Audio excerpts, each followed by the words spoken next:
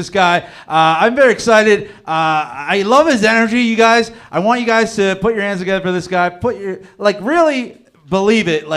Be like me seeing a hot Arab guy. Think you're me. You've been married 20 years. You barely get fucked. You might start sniffing around somewhere else, guys. And think like that and put your hands together. Amen Nasser, everybody! Amen Nasser! One more time for Joe, everyone. That is the best introduction I ever had. And Joe, I'm divorced, single dad, and trust me, I might give you a call back after this. How's everyone doing tonight?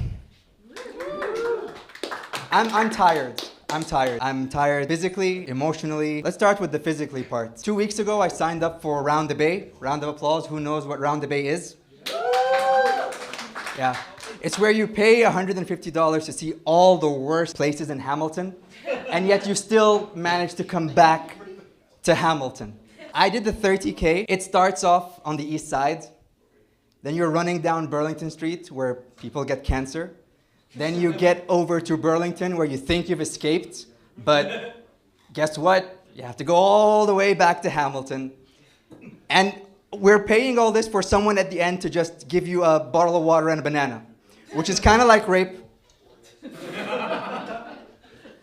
The funniest thing you catch along these races is the signs.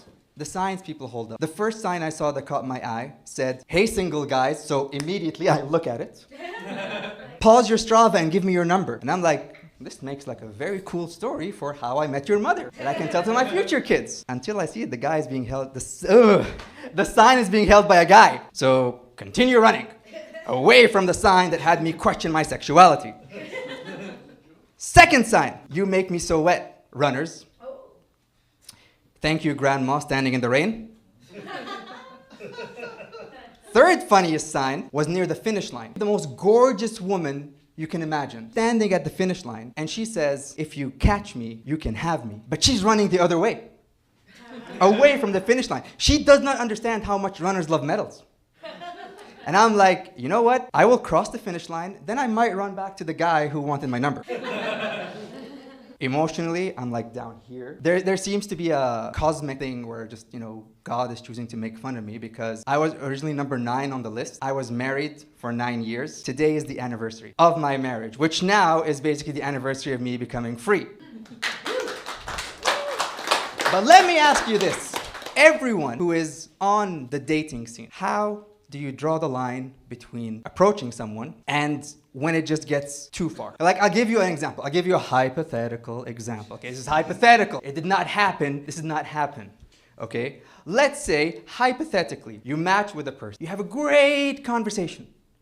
And then they ghost you. But the conversation went so well, it really ignited something in you. So you're like, you know what? I'm going to search for this person's name on Instagram. So you find this person and you talk to them again. And they're really interested. So you're like, you know what? Oh, they appreciated the effort. It wasn't stalkerish. The conversation goes great. And you go out. You go out, you have a great time, then you go home, you text them. Did you get home safely? Because that's the guy thing to do. But then they reply hours later, like they had put a lot of thought into this message, and they say, "Look, everything went great, but you did this wrong and that wrong, and good luck."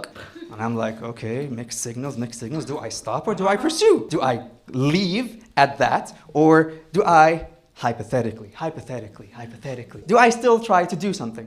Now, I got the number, so I decided to send flowers. It's kind of hard to send flowers to someone who you don't know where they live. And if we've been taught anything by Mel Gibson, is that, shout out to the previous comic, is that he doesn't know what women want, and he made a movie called What Women Want, and the only way he got close to finding out what women want is almost dying. So I decided, you know what, let me try something. I'm going to send her flowers, and I'm going to take them myself. So I had a friend get her address, pretending to be a flower shop. And I show up and I take it to her house. And I make sure not to linger.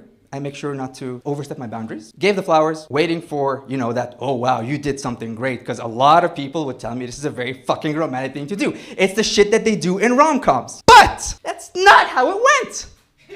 So now, I'm blocked on all social media, and I'm thinking to myself, this person is Palestinian. And I'm really hurt. So I decided to join the IDF. But you know what, guys? No.